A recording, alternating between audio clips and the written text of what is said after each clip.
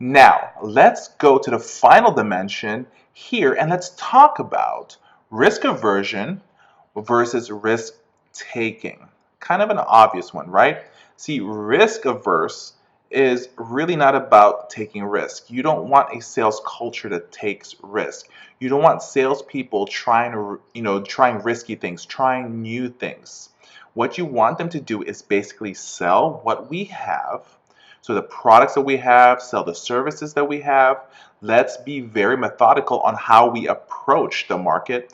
Let's only use systems that we know work. Let's only use marketing strategies that we know work. And let's only use presentations that we know work. Let's not think outside the box. Let's stay within the whole circle of things.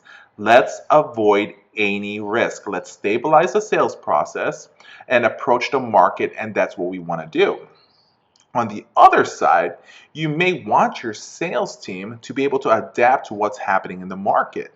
Like, in fact, you want them to not only adapt, you want them to be creative.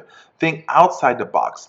Be innovative on how they approach the customers, how they connect with customers, how they engage with customers. Now, nothing's wrong with either approach. It really comes back to what you want to be part of your sales culture. Do you want them to play safe, on go with what works, be stable, and again, follow a method, follow a process, or do you want them to be in this side where you want them to be, you know what, we really need to think outside the box. We really need to be creative to be able to grab the customer's attention because that's what we need in order to become successful in the market. Nothing wrong with either one of them. It just depends on what you want. So once again, do me a favor, write down at this very moment, are you more a risk averse or are you more into risk taking?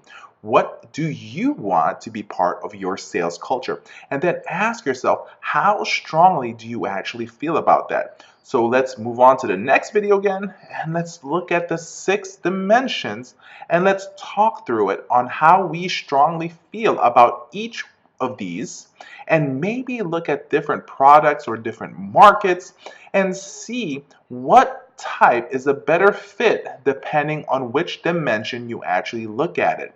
It's better to explain this with some examples. So let's